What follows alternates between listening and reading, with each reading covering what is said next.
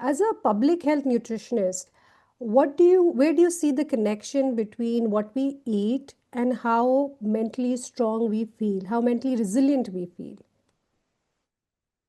there's a strong connection Bisma, both biologically and emotionally. यानी कि मैं biologically भी बात करूँ तो एक strong connection है. अगर मैं बात करूँ कि like emotionally बात करूँ तो वो भी बड़ा strong है. जैसे कि nutrition and your brain chemistry, आपके brain की और हमारे खाने की एक बड़ा strong सी chemistry है. ठीक है, यानी कि जो कुछ आप खा रहे हो वो किस तरह से आपको इफेक्ट कर रहा है.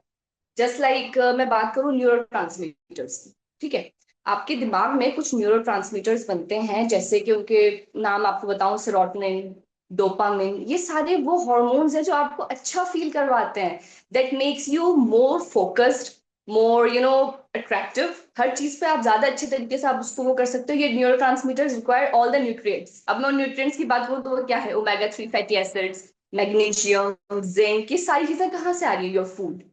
सो इस तरह से अगर आप वो चीजें नहीं लेते हो, ठीक है, if your diet is lacking in these type of nutrients, तो ऑटोमेटिकली क्या होगा?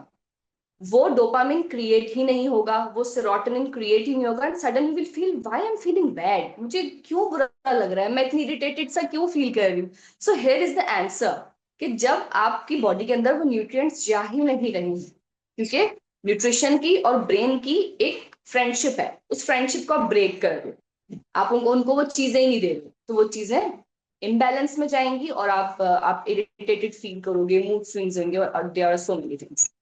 इस तरह से एक वो है. अच्छा, एक और चीज है, इसमें हम बात कर सकते हैं ब्लड शुगर की.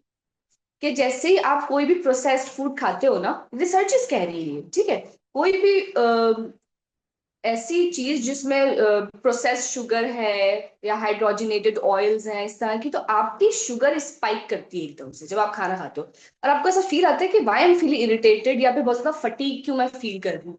तो जैसे ही आप फाइबर रिच, प्रोटीन रिच चीजें खाना शुरू करते हो ना, आप फील करोगे like I am feeling relaxed, I am feeling काम. ट्रस्ट मी, जब करके देखेंगे ना आप, एक दफा एक दिन ये चीजें खाएं जंक फूड, और एक दिन आप अपना बिल्कुल रियल फूड लें, आपको दोनों के डिफरेंसेस पता चलेंगे.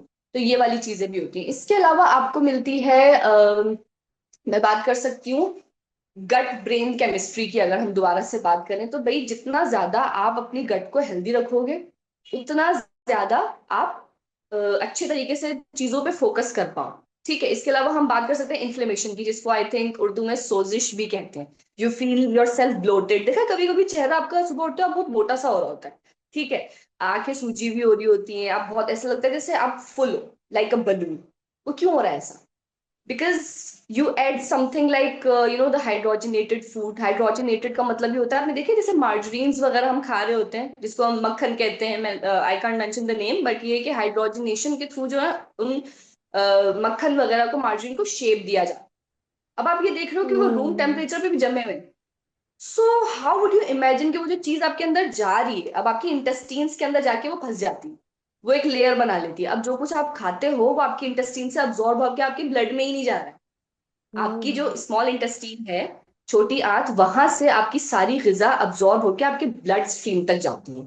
फिर वो चीजें आगे फर्दर फर्दर प्रोसेस करती हैं. तो आपने एक लेयर बना दी हाइड्रोजनेटेड ऑयल की उसके ऊपर, वहां से चीजें अब्जॉर्ब नहीं होंगी. And you just come to me as a patient and you will ask, doctor मैं सब कुछ कर रही हूँ बट स्टिल मैं हेल्दी नहीं हो पा रही हूँ, मेरे तो बाल अभी भी झड़ रहे हैं, मैं तो विटामिन डी के सप्लीमेंट्स भी ले रही हूँ. ये भी बहुत सारी चीजें, मैं इसके बारे में आगे बात करूंगी कि सप्लीमेंट्स के बारे में क्या है, आप क्यों ले रहे हो और वो क्यों आपको असर नहीं कर रहे. So this is how there is a strong connection between your nutrition and the resilience.